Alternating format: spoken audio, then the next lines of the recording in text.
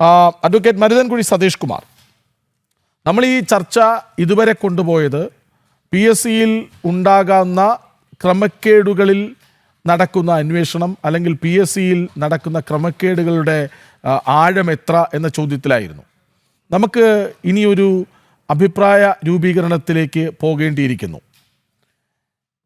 ഈ ഒരു സംഭവത്തെ അല്ലെങ്കിൽ ഒറ്റപ്പെട്ട ഒരു സംഭവത്തിന് ചുറ്റും കിടന്നു കറങ്ങാതെ സമഗ്രമായൊരു അന്വേഷണം PSCക്കുമേൽ നടത്തണ്ടേ? അത് വർഷങ്ങൾക്ക് പിന്നിലേക്ക് പോയിട്ടാണെങ്കിലും. തീർച്ചയായിട്ടും ഒരു നിർദ്ദേശം എന്നുള്ള നിലയ്ക്ക് സമഗ്രമായൊരു അന്വേഷണം നടക്കണം. മാത്രമല്ല, കഴിഞ്ഞ കാലത്തുണ്ടായിരുന്ന നടപടിക്രമങ്ങൾ മുൻകാലങ്ങളിൽ പലപ്പോഴായി പരീക്ഷിച്ച് വിജയിച്ച് വന്ന നടപടിക്രമങ്ങളാണ് PSCയിൽ ഉണ്ടായിരുന്നത്. ആ നടപടിക്രമങ്ങൾ ഉണ്ടായിരുന്ന അവസരത്തിലൊന്നും ഇത്തരത്തിലുള്ള വലിയൊരു ആക്ഷേപമോ പരാതിയോ ഒന്നും ഉണ്ടായിട്ടേയില്ല. അപ്പോൾ ആ നടപടിക്രമങ്ങളിൽ നിന്ന് മാറി വന്നപ്പോഴാണ് ഇപ്പോഴത്തെ ഈ പ്രശ്നങ്ങൾക്കെല്ലാം കാരണം. അതുകൊണ്ട് തന്നെ ആ നടപടിക്രമങ്ങളും ഇപ്പോഴത്തെ നടപടിക്രമങ്ങളും വ്യക്തമായി പഠിച്ച് ഇതിലേതാണ് നടപടിക്രമം നല്ലത് എന്ന് ബോധ്യപ്പെട്ട ശേഷം ആ നടപടിക്രമത്തിലോട്ട് PSC മാറണം. രണ്ടാമത്തെ കാര്യം, ഒരിക്കലും PSCയെ പോലുള്ള പബ്ലിക് സർവീസ് കമ്മീഷൻ ഒരു ഭരണഘടനാ സ്ഥാപനമായതുകൊണ്ട് തന്നെ അതിലിരിക്കുന്ന മെമ്പർമാർക്കും ചെയർമാനും ഒരു ഭരണഘടനാപരമായ സംരക്ഷണമുണ്ട്. ആ സംരക്ഷണത്തിൻ്റെ മറവിൽ വരുന്ന അഴിമതികളൊന്നും ഉണ്ടാകാൻ പാടില്ലാത്ത രീതിയിൽ അവിടുത്തെ അധികാരങ്ങൾ വ്യക്തമായി നിർവചിച്ച് ആ നിർവചനത്തിൻ്റെ അടിസ്ഥാനത്തിൽ അത് കേന്ദ്രീകൃതമല്ലാതെ വികേന്ദ്രീകൃതമായിട്ട് നടപ്പാക്കാനുള്ള സംവിധാനം ഉണ്ടാകണം. അധികാരം ഒരാളിൽ കേന്ദ്രീകരിക്കുമ്പോൾ അവിടെ അഴിമതി ഉണ്ടാകാൻ സാധ്യതയുണ്ട്. അങ്ങനെ അഴിമതി ഉണ്ടാകുന്ന തടയണമെന്നുണ്ടെങ്കിൽ കൂടെ ഇരിക്കുന്ന ആൾക്കാർ അത് ചൂണ്ടിക്കാണിക്കുന്ന ഒരു സാഹചര്യം ഉണ്ടാകണം. ഉദ്യോഗസ്ഥന്മാരെ ചൂണ്ടിക്കാണിക്കണം. പരാതികൾ ലഭിക്കുന്ന അവസരത്തിൽ പരാതികൾ വ്യക്തമായി പരിശോധിച്ച ശേഷം പരാതിയിൽ കഴമ്പുണ്ടെങ്കിൽ ശാശ്വതമായ പരിഹാരങ്ങൾ ഉണ്ടാകണം. കോടതി നടപടികൾ ഉണ്ടാകുമ്പോൾ കോടതി നടപടികളിൽ നിന്ന് പാഠം പഠിച്ചുകൊണ്ട് മേലിൽ ആവർത്തിക്കപ്പെടാതിരിക്കാനുള്ള നടപടികൾ ഉണ്ടാകണം. ഇതൊന്നും ഉണ്ടാകാത്ത ഒരു സാഹചര്യമാണ് ഇത്രയും വലിയ സജഷൻ മുന്നോട്ട് വെക്കാൻ കഴിയും. അതുകൊണ്ട് തന്നെ നോക്കൂ, എൻ്റെ സംശയം ഇതാണ്. അങ്ങ് പറഞ്ഞു ഈ PSC എന്ന സംവിധാനത്തിനുള്ളിൽ ഭരിക്കുന്നവർ മാത്രമല്ല പ്രതിപക്ഷമായും ചില ശബ്ദങ്ങൾ ഉയർന്നു കേൾക്കണം എന്ന്. നമുക്ക് ഭരിക്കുന്നവർ തന്നെ നിയോഗിക്കുന്ന ആൾക്കാരാകുമ്പോൾ അവർക്ക് ഏകാഭിപ്രായം പങ്കിട്ടെടുക്കുന്ന രീതി ഇതൊക്കെ സ്വാഭാവികമാണ്.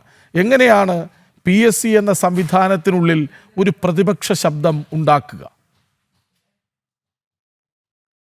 PSCയിൽ രണ്ട് തരത്തിലാണ്. ഇപ്പം താങ്കൾ പറഞ്ഞ രീതിയിലാണെങ്കിൽ ഭരണപക്ഷവും പ്രതിപക്ഷവും രണ്ട് രാഷ്ട്രീയ വേർതിരിവ്. ആ രാഷ്ട്രീയ വേർതിരിവിന് അതീതമായിട്ട് വസ്തുനിഷ്ഠമായിട്ട് കാര്യങ്ങൾ പറഞ്ഞൊരു തിരുത്തൽ ശക്തിയായിട്ട് എല്ലാ പ്രസ്ഥാനങ്ങളിലും ഉണ്ടാകുമല്ലോ. ഒരു പാർട്ടിയിലായാലും രണ്ട് പാർട്ടിക്കാരായാലും തിരുത്തൽ ശക്തിയായിട്ടൊരു വിഭാഗം അവിടെ ഉണ്ടാകണം.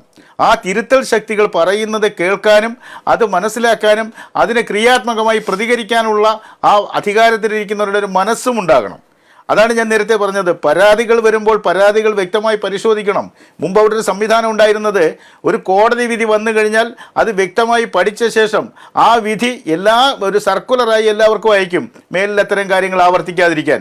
ഇന്നിപ്പോൾ സംഭവിക്കുന്ന ഒരു അബദ്ധം പറ്റിക്കഴിഞ്ഞാൽ വീണ്ടും വീണ്ടും അബദ്ധങ്ങൾ വന്നുകൊണ്ടേയിരിക്കുകയാണ്. അത് അബദ്ധങ്ങൾ വരികയാണോ അത് മനഃപൂർവ്വമാണോ എന്നുള്ള കാര്യം പരിശോധിക്കണം. ഞാനൊരു ഉദാഹരണം പറയാം.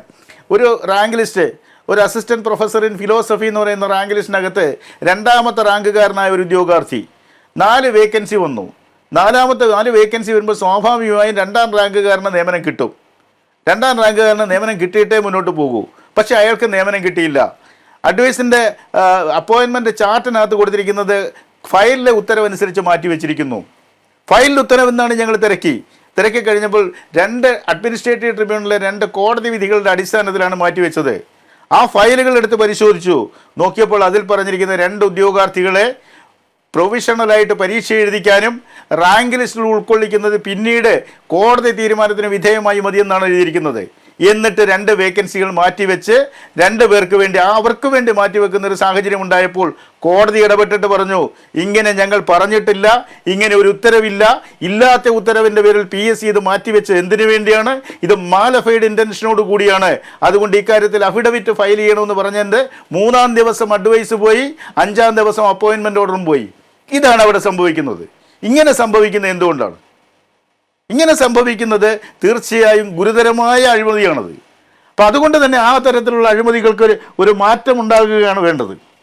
ഇല്ലാത്ത പക്ഷം പബ്ലിക് സർവീസ് കമ്മീഷന് ഈ യുവജനങ്ങളെ സംബന്ധിച്ചുള്ള ഇപ്പം കോക്രോച്ച് സമരങ്ങളൊക്കെ ഉണ്ടായി. ഞാൻ അതിൻ്റെ രാഷ്ട്രീയ വശത്തിലോട്ടൊന്നും പോകുന്നില്ല. ഈ നമ്മുടെ ജെൻസി എന്ന് പറയുന്ന വളരെയേറെ പതുങ്ങി നിൽക്കുന്ന കമ്പ്യൂട്ടറിനടിമയായിട്ടുള്ള മൊബൈലിനടിമയായിട്ടുള്ള ഒരു വിഭാഗമായിട്ട് നമ്മൾ കാണുന്നു. പക്ഷേ ഒരു അവസരം വന്നപ്പോൾ അവർ പ്രതികരിച്ചു. കേരളത്തിലെ യുവജനങ്ങളും രാഷ്ട്രീയത്തിന് അതീതമായി, ഇവിടെ ഇരിക്കുന്ന 3 രാഷ്ട്രീയ പാർട്ടികൾക്കും അതീതമായി ഞാൻ പറയുകയാണ്, അവർ സംഘടിക്കും. അവർക്ക് നിവൃത്തിയില്ലാതെ ജോലിയില്ലാതെ വരുന്നൊരു സാഹചര്യത്തിൽ അവർ സംഘടിക്കും. അവർ പ്രതികരണം നടത്തുമ്പോൾ നമുക്ക് ആർക്കും തടുക്കാനാക്കാത്ത രീതിയിലുള്ള പ്രതികരണത്തിലോട്ട് പോകും. അതിനു മുമ്പ് നമുക്ക് ഇക്കാര്യത്തിൽ ഒരു തീരുമാനം ഉണ്ടാകേണ്ടിയിരിക്കുന്നു. വ്യക്തമായ ഈ അന്വേഷണം വ്യക്തമായി നടക്കണം. ഇതിനകത്ത് ആരെയും സംരക്ഷിക്കാൻ പോകരുത്. വസ്തുനിഷ്ഠമായി പഠനം നടത്തി വസ്തുനിഷ്ഠമായി കാര്യങ്ങൾ മനസ്സിലാക്കിയ ശേഷം ക്രിയാത്മകമായ അതിൻ്റെ പ്രതിവിധികളും നിശ്ചയിച്ചുകൊണ്ട് മുന്നോട്ട് പോകണം. അധികാര കേന്ദ്രീകരണം ഒഴിവാക്കി അധികാര വികേന്ദ്രീകരണം വരണം. ഇപ്പോൾ അവിടെ സംഭവിച്ചിരിക്കുന്നത് 21 മെമ്പർമാരുണ്ടെങ്കിലും 21 മെമ്പർമാരിൽ ചെയർമാൻ ഒഴികെ മറ്റാർക്കും യാതൊരു അധികാരങ്ങളും ഇല്ല. അവരൊക്കെ വന്നിരിക്കുക എന്നുള്ളത് മാത്രമേ ഉള്ളൂ. പിന്നെ എന്തിനാണ് ഈ 21 മെമ്പർമാർ? 21 മെമ്പർമാരുണ്ടെങ്കിൽ അവർക്ക് അധികാരം വേണ്ടേ? അവിടുത്തെ ഉദ്യോഗസ്ഥന്മാർക്ക് അവർക്ക് അർഹതയുള്ള അധികാരങ്ങൾ പോലും വിനിയോഗിക്കാൻ അവർക്ക് പറ്റുന്നില്ല. ഞാൻ മനസ്സിലാക്കിയെടുത്തോളാം. ഞങ്ങളുടെയൊക്കെ കാലഘട്ടത്തിൽ ഞങ്ങൾ ഫയൽ എഴുതി കൊടുത്താൽ തെറ്റാണെങ്കിൽ തെറ്റാണെന്ന് പറയുകയും അത് കമ്മീഷനിൽ ചെന്ന് പറയുകയും തിരുത്തിക്കുകയും ചെയ്യാനുള്ള സാഹചര്യം ഉണ്ടായിരുന്നു. ഇന്നത് പറ്റുന്നില്ല എങ്കിൽ സിസ്റ്റത്തിനകത്തെ മുകളിൽ നിന്ന് തന്നെ കറക്ഷൻ വേണം. ആ കറക്ഷൻ വന്നാൽ മാത്രമേ ഇത് താഴെത്തട്ടിൽ പോവുകയുള്ളൂ, അതിന് മാറ്റം ഉണ്ടാകുകയുള്ളൂ. ആ ഒരു മാറ്റം അനിവാര്യമാണ്. അതിൻ്റെ സമയം അതിക്രമിച്ചിരിക്കുകയാണ്. ഇനിയും മുന്നോട്ട് പോയാൽ ഈ സ്ഥാപനം ഇല്ലാതാകുന്ന, ഇതിൽ വിശ്വാസ്യത ഇല്ലാതാകിട്ട് പോകുന്ന ഒരു സാഹചര്യത്തിലോട്ട് പോകും. അതുകൊണ്ട് ഇതിന് അടിയന്തരമായൊരു പരിഹാരം കാണണം. അതിന് എല്ലാവരുടെയും സഹകരണം ഉണ്ടാകണം. ഒരു പഴയ ജീവനക്കാരൻ എന്നുള്ളതിൽ ഈ കാര്യങ്ങൾ ഇപ്പോഴും വാച്ച് ചെയ്യുന്ന, ഇപ്പോഴും കാര്യങ്ങൾ മനസ്സിലാക്കുന്ന ഒരാളെന്നുള്ളതിൽ എൻ്റെ ഒരു അഭ്യർത്ഥനയാണത്.